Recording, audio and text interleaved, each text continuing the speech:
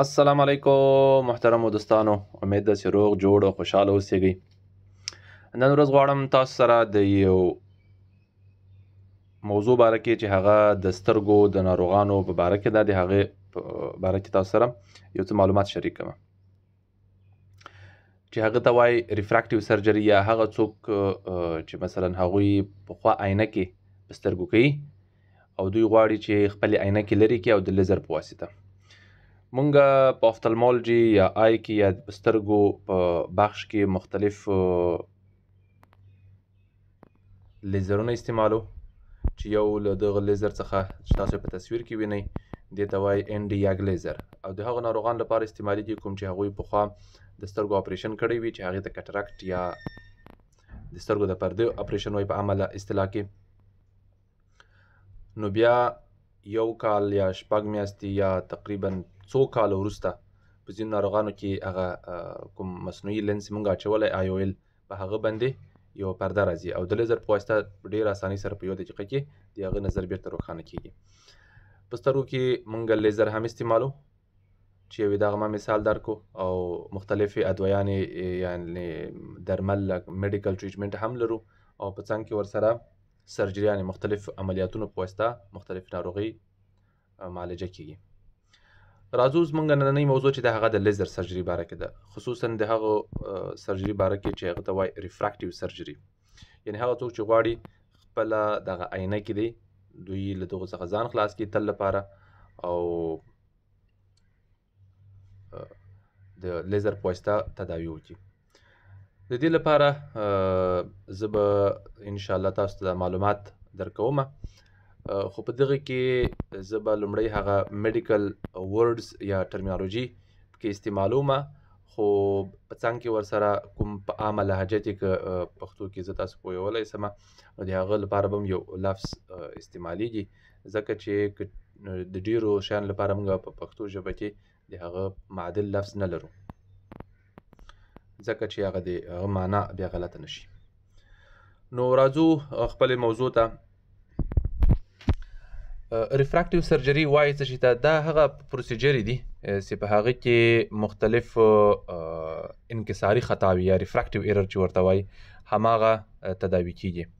او هغه نامطلوبه انکساري خطاوي چې دي هغه مثلا له منځه وړل کیږي. یو د هغو نه چې دا هغه مایوپیا ورته وایي، لرې لیدونکې سترګې. نو مایوپیا یعنې نږدې لیدونکې سترګې چې هغه ډیر زیات په نوي ځوانانو کې وي، هغوی عینکې په سترګو کوي چې هغه ته ماینس نمبر هم وایي، یعنې منفي نمبر لري هغوی. او یو هغه دی چې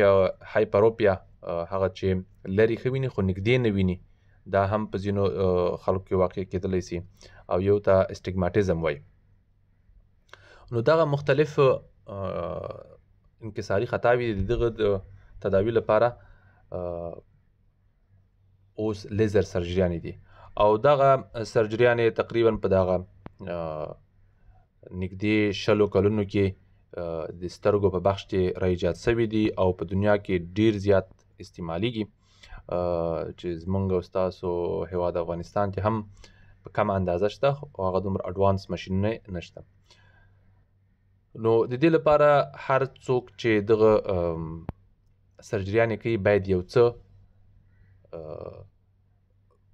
د اپریشن څخه مخکې یو څه ټیسټونه وشي چې آیا دغه یو صحیح کاندید ده او که نه، ځکه هر څوک د دې لپاره نسي کاندید کېدلی. راځو د دې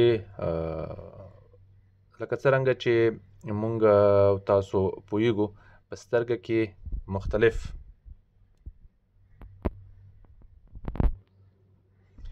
نو د سترګې مختلف جوړښتونه دي، چې هغه څخه یو ته وایي کارنیه یا قرنیه، چې هغه پښتو کې خلک تلفظ کوي، او د هغه څخه وروسته آیرس چې هغه یو رنګه جوړښت ده، او په څنګ کې ورسره لینز چې تاسې په تصویر کې وینئ د په لاندې بخش کې لینز یا غمی، چې دا قدرتي لینز ده، او شاته مونږ د سترګې پرده لرو چې هغه ته رټینا وایي، او هلته یو مایع ده چې هغه ته ویټریس وایي. نو د سترګې دغه د انکساري کوم قوت چې ده تقریبا ډیر زیات بخش هغه چې ده 2/3 برخې یا 2/3 هغه په کورنیا کې ده او په مختلفو پروسیجرونو موږ کولی شو چې دغه انکساري خطاوې بیرته مطلب هغوی چینج کو او هغه شخص د عینکو څخه د تل لپاره خلاص شي. دغه سرجریانې چې دي په لومړی ځل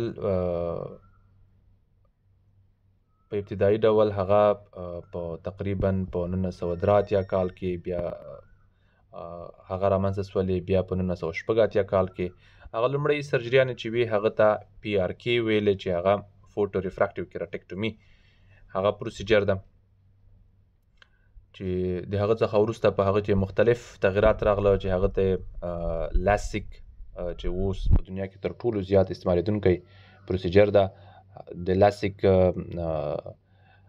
هغه لیزر اسسټډ انسایټو کیراټومیلیسس ده، هغه د لیزر په واسطه هغه کومه قرنیه چې ده چې تاسو ته ښکاري په تصویر کې هغه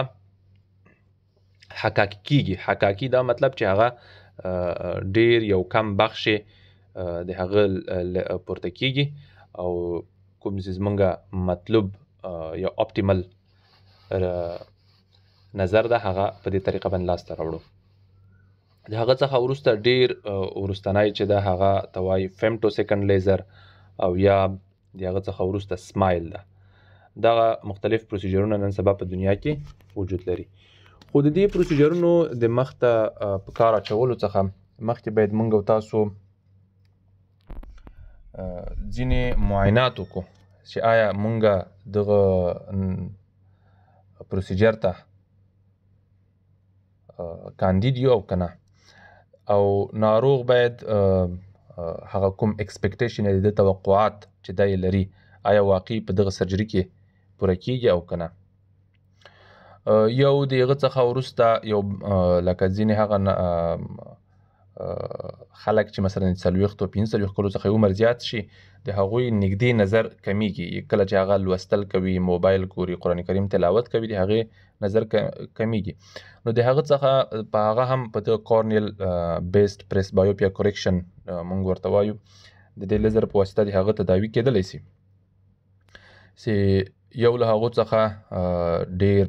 ریسنټ پروسیجر هغه ته وایي پریس بیانډ، هغه په واسطه شخص کله چې د هغه ویژولی انسیګنیفیکنټ کټراکټ ونه لري، یعنی خالص نږدې نظر یې کم وي، نور کټراکټ ونه لري په څنګ کې ورسره، هغوی دغه پروسیجر سرته رسولی شي او بیا نږدې هر څه بغیر لاینکو په واضح ډول لیدلی شي. نو دا هغه لنډ معرفت و د دغو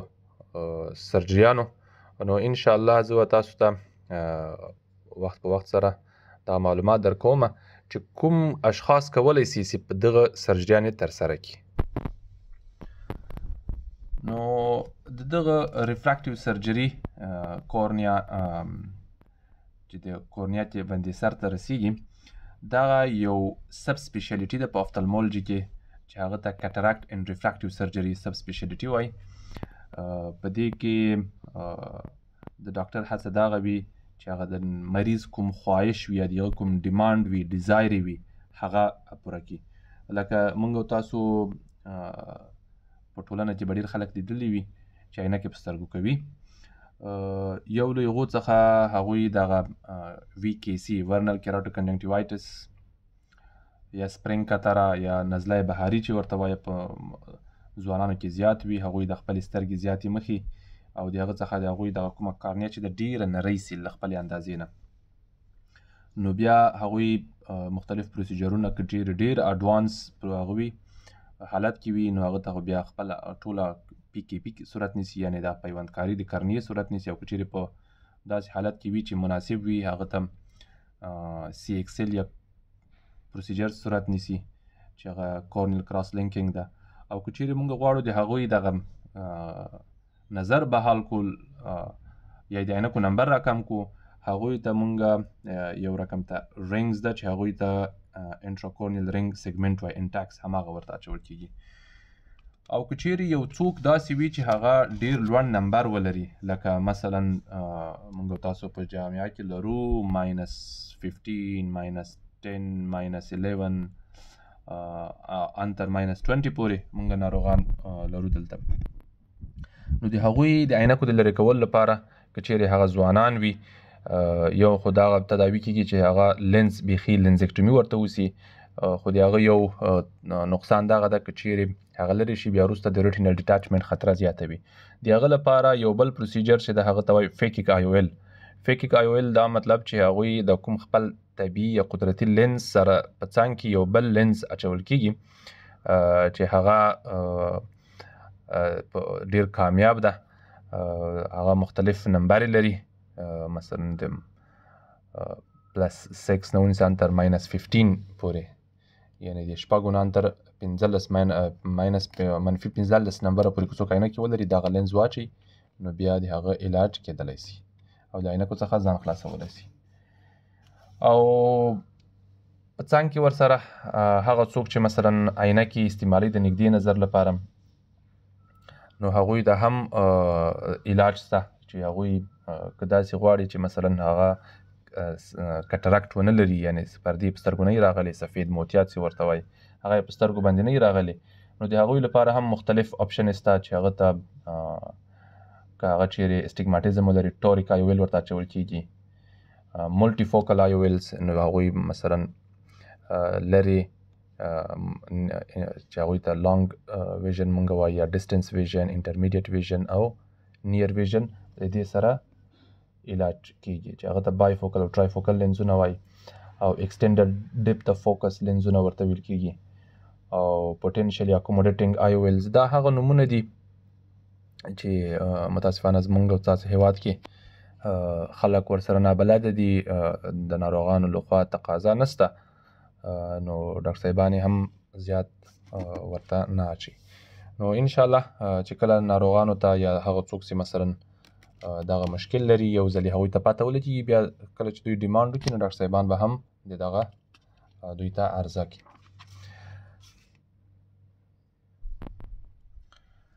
که اوس راځو زه تاسو سره هغه معلومات شریکوم که چیرې یو دا خو یو وختي چې مونږ وکړه دا یو لنډه معرفي وه د دغو مختلفو پروسیجرونو. اوس غواړو هغه څوک چې غواړي مثلا دغه سرجریانې ریفراکټیو سرجري ترسره کړي، عینکې لري، دوی د ډاکټر څخه مشوره غواړي، نو که چیرې دا لاندې شرایطو باندې برابر وي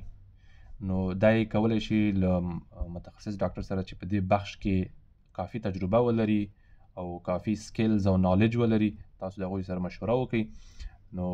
بیا د تاسو د خواهش مطابق او چې تاسو دغه ته کاندید یې او که نه دغه پروسیجر ترسره کیږي چې هغه ته موږ وایو پری اپریټیو ایوالویشن فور ریفراکټیو سرجري، یعنې د اپریشن څخه مخکې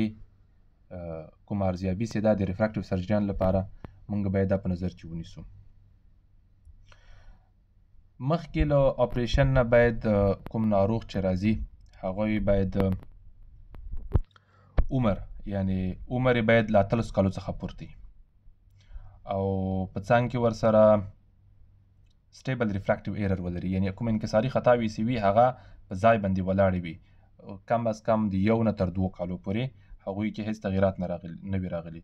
او که چیرې په 1 نه تر 2 کالو کې پلس ماینس 0.5 ډایوپټر یعنی نیم ډایوپټر تغیرات راغلي وي نو هغه موږ اګنور کولی سو.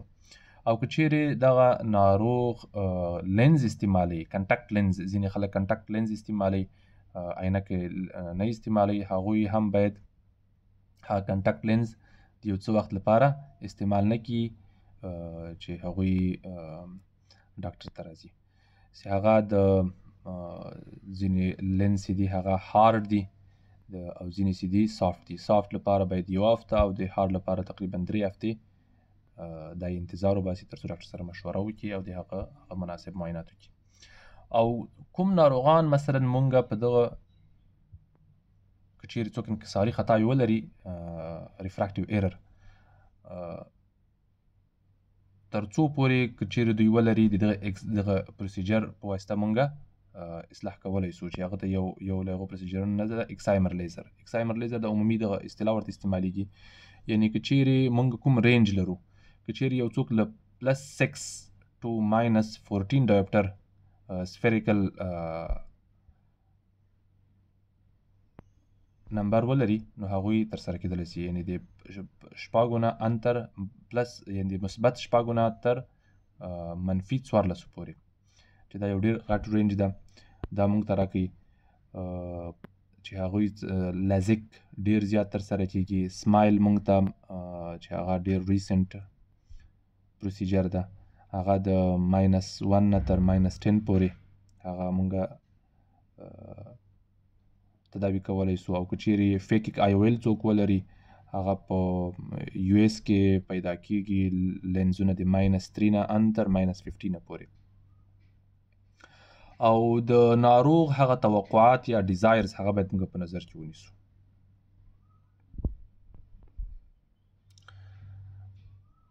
لکه څرنګه چې ځکه هر ناروغ دغه ته کاندید نه ده، ځکه هغه انریالیسټیک ایکسپیکټیشن لري چې هغه بیا وروسته د اپریشن څخه که چیرې هغه ته برآورده نه شي نو هغه ناراضه وي، هغه د دې سره خوشحال نه وي. خصوصا هغه ناروغان چې د 40 کالونو وروسته اپریشن کوي، ځکه هغوی ته په دغه وخت کې پریس بایوپیا هم رامنځته کېدلی شي. هغوی ته باید موږ مونو ویژن په نظر کې ونیسو. نو ځینې دا خو هغه د سترګو په بخش کې مثلا موږ باید د سیستمیک ناروغي هم په نظر کې ونیسو. سیستمیک ناروغي که چیرې یو څوک مثلا آټو ایمیون ډیزیزز ولري، لکه کولاجن واسکولر ډیزیز، د تایراید ډیزیز ولري، او که چیرې پخوا دوی داسې اپریشن کړی وي هغه په همغه وخت کې ابنارمل ووند هیلینګ ولري، یعنی مطلب دا چې هغه کومه هیلینګ صحیح صورت نه نیسي، هغه زخم صحیح التیام نه کوي، د هغوی لپاره هغوی دا شیان په نظر کې ونیول سي. که چیرې یو څوک ډایبیټیز ملایټس لري یا شوګر ناروغي لري، د هغو لپاره باید شوګر باید ډېر ښه کنټرول وي. هغه د 3 میاشتو ټیسټ چې هغه ته HbA1c وایي هغه باید د 8 څخه کم وي یا د 7 څخه باید کم وي، او هیڅ ډول ډایبیټیک ریټینوپاثي ونه لري چې هغه د شوګر له امله کوم چینجز دي په سترګو کې راځي. او که چیرې فیمیل وي یعنی ښځینه وي، هغه پریګننسي او لکټیشن ورکوي. دا مطلب دا چې یو زنانه ده هغه حامله ده یا امیدواره ده او ماشوم ته شیدې ورکوي، د هغوی لپاره هم مناسبه نه ده چې دغه اپریشن ترسره سي. یعنی کم از کم باید څومره انتظار وکړي؟ تر 6 میاشتو پورې که چیرې یو مور باید انتظار وکړي تر چې هغه مثلا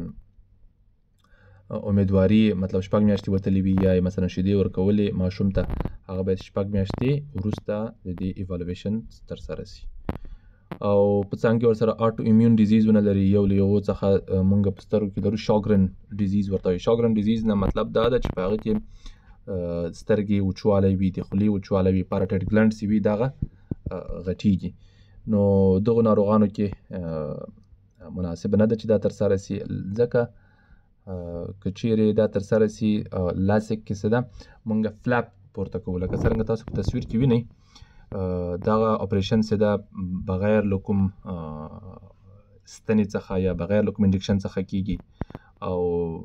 به خالص یو ډراپ سترګې اچول کیږي، هغه د سترګې کوم پورتنی بخش څه ده هغه بېهوشه کیږي، بېحسه کیږي او دا فلاپ پورته کیږي لکه دا دویم تصویر کې تاسو وینئ. او په دریم تصویر کې تاسو چې وینئ لیزر سکلپټینګ دا حکاکي کیږي د کارنیا چې د لیزر په واسطه چې هغه مخکې له مخکې تعینېږي په ماشین کې، هغه حکاکي کیږي او بیرته چې کله هغه حکاکي صورت ونیو هغه نمبر کم سو، بیرته هغه فلاپ په دغه هغه باندې اچول کیږي چې دا د لیزر په لزک کې دا رقم کیږي، فلاپ ریپوزیشن کیږي او په اخر کې هغه د سترګې کوم ریشیپینګ صورت نیسي، یعنی چیرې مایوپیا وي. نو دغه کې دغه کوم نرفس دي یا اعصاب هغه د سترګې وچوالی رامنځته کیږي او ناروغ باید د اپریشن څخه 6 میاشتې 7 میاشتې وروسته هم ډراپونه استعمال کړي، کوم چې دغه لوبریکینټس ورته وایي د سترګې د وچوالي نه مخنیوی کوي. که چیرې کوم ناروغ ډرماټولوژیکل کیلاید یو رقم ته که چیرې پخواني داسې یو کوم زخم کې وي او د زخم نه وروسته داسې هغه یو اضافي کیلاید مونږ په سرجري کې ورته وایي هماغه ولري، او که چیرې ناروغ کومې دوايانې استعمالوي لکه اوس ایزوټریټونین دغه استعمالوي باید هغوی سره احتیاط وشي او مختلفې نورې دوايانې لکه څوک الرژي ولري هغوی اورل انټي هیسټامین استعمالوي نو دغه ناروغان باید ډیر احتیاط وکړي او ځینې د سترګو ځینې ناروغۍ دي لکه اوس موږ لرو کورنیل ډیسټروفیز دا داسې یو ناروغي دي چې هغه په پیدایشي ډول وي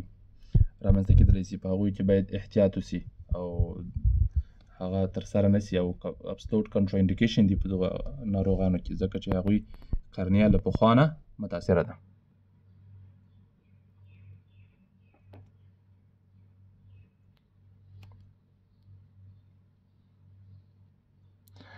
او راځو کورنیل کرویچر باید په نظر کې ونیول سي خصوصا هغه ناروغان چې مثلا هغوی وي کی سي لري چې څوک لري هغوی بیا د قرنیه ډیره نری وي که چیرې مونږ نور هم نری کړو د هغه د کورنیل اکټیزیا سبب کېدلی سي او که چیرې پخوا هرپیز چا تېر کړی وي هرپیز یو رقم ویروسي ناروغي ده که چیرې دغه اپریشن ترسره سي د هغه بیا ری اکټیویټ کیږي نو غټ مشکل بیا دلته پیدا کېدلی سي په دې تصویر کې تاسو وینئ چې هغه مختلف مراحل چې دي هغه ترسره کیږي او په دې کې کوم یعنی سوچر نه اپلای کیږي هیڅ ډول کوک نه اپلای کیږي په دې کې دا ډیر کامیابه سرجري ده او که چیرې یو څوک ګلوکوما ولري تورې اوبه ناروغي ولري هغوی هم باید دغه سرجري ترسره نه کړي او ځینې افتالمیک اگزامینیشن دي لکه وختي چې ما تاسو ته یادونه وکړه چې د اپریشن څخه مخکې باید تاسو دغه د سترګو معاینات لازمي وکړئ چې هغه مختلف معاینات دي لکه ځینې کورنیل ایمیجینګ دي چې هغه باید ترسره سي یو له هغو نه ده کورنیل ټوپوګرافي ورته وایي د سترګو د کورنیه ټوپوګرافي کېږي د هرې بخش پیکیمیټري د سترګې دغه تکنس کتل کېږي خصوصا هغه باید ډیر کم نه وي اسپیشلی تقریبا 400 باید موږ د اپریشن څخه وروسته ولرو خو FDA تر 250 پورې هم ورکړی ده ان تر 300 پورې باید لازمي ولري ځکه چې وروسته هغه د زیات نریوالي له امله نور ناروغي رامنځته کېدلی شي ویژوال اکیوټي باید وکتل سي د ناروغ نظر باید وکتل سي که چیرې د ناروغ نظر ډیر کم وي لرې نظر نږدې نظر له عینکو سره له عینکو بغیر په نظر کې ونیول سي او په څنګ کې ورسره باید ریفراکشن صورت ونیسي هغه کومې عینکې چې دغه ناروغ اوس استعمالوي هماغه باید له ځان سره راوړي د هغه لینزمیټر په واسطه وکتل سي منیفیسټ ریفراکشن وسي چې هغه ته مثلا مختلف لینزونه ورته اچول کېږي چې آیا د ده نظر امپروف کېږي او که نه او په څنګ کې ورسره سایکلوپلیټیک ریفراکشن وسي پیپیلومیټري ورته وایي چې هغه د پیپل اندازه کتل کېږي چې دا په څومره اندازه پیپل د په ځینو کې ډېر کوچنی پیپل وي په ځینو کې لوی وي او د انټراوکولر پریشر چې هغه ته وایي د سترګې فشار باید وکتل سي که چیرې دا ونه کتل سي نو بیا د سترګې فشار یې زیات وي نو دا دته نقصان پېښولی سي او د سترګې ایکسټرنل ایگزامینیشن چې هغه ته اوکولر موټیلیټي وایي اوکولر ډومیننس دا باید په نظر کې ونیول سي د سترګې حرکات مناسب دي او که نه او په آخر کې باید سلیټ لامپ ایگزامینیشن وسي کمپلیټ تارو افتالمیک ایگزامینیشن باید وسي ځکه چې دغه یو ځلې دغه سرجري ترسره سي بیرته نه خپل حالت ته راوړل ډېر مشکل دي او یا ممکن نه دي چې هغه ته مثلا کوم لمس بمس باید په سترګه کې نه وي کورنیل سکار باید نه وي یعنې کوم په سترګه کې نه وي خصوصا په قرنیه باندې او کومه اوپیسیټي په قرنیه کې نه وي او اخیری د سترګو لیر چې هغه ته موږ انډوتیلیل سیل لیر وایي هغه باید نارمل وي او ډایلیټډ فنډس ایگزامینیشن یعنې روټینا باید په کمپلیټ ډول وکتل سي چې آیا کوم لاټس ډیجنریشن کوم هول خو به هلته وجود نه لري یعنې که چیرې دغه ټول معاینات تاسې وکړه او دغه ټول نارمل و د هغه څخه وروسته تاسو مختلف پروسیجر د ډاکټر سره په مشوره باندې ترسره کولی شي. چې یو ریسنټ ون چې په افغانستان کې هغه مطلب اوس موجود ده چې هغه په نورو دنیا کې ډېر پخوانی ده چې هغه ته PRK وایي، فوټو ریفراکټیو کیراټیکټومي په مختلفو شفاخانو کې ترسره کیږي. او د هغه څخه وروسته بیا لازکسو، بیا ایپیلاسکسو، اوس چې دی هغه لاسک ده LASIK لاسک دغه پروسیجر چې دغه ډېر اوسنی ده او په ټوله دنیا کې تر ټولو زیات ترسره کیږي. د هغه څخه وروسته فیمټولاسک ده. فیمټولاسک او لاسک ترمنځ دا فرق ده چې په فیمټولاسک کې دغه کوم د دویم نمبر تصویر کې چې تاسو وینئ دغه کوم انسیژن چې ورکول کیږي دا په فیمټولاسک کې د یو ماشین په واسطه ورکول کیږي چې ډېر غټ ماشین دی، زه وروسته تاسو ته ښیم. او په سمایل کې هم مونږ د فلاپ نه جګیږي، لکه څنګه چې فلاپ جګ شوی داسې فلاپ نه جګیږي. خپله مختلف یو نری طبقه د ماشین په واسطه جوړیږي، یو ډېر کوچني سوري کیږي. د هغه څخه هغه کومه لینټیکیول یا حکاکي سوی بخش دی هغه داسې ټول پوره راباسل کیږي. دغه یو د لیزر سنټرونو څخه دلته چې مونږ کله کله ورځو. دا لاس چې ما په ایښی دی ماشین ته وایي لاسک، چې هم PRK ورباندې کیږي، هم لاسک زایس MED 80 ماډل د ډېر ریسنټ ماشین ده. او دا بل غټ ماشین چې دی ته فیمټولاسک او سمایل وایي. نو امید ده چې تاسو د دې باره کې معلومات یو څه تاسو کنسپټ اخیستی وي.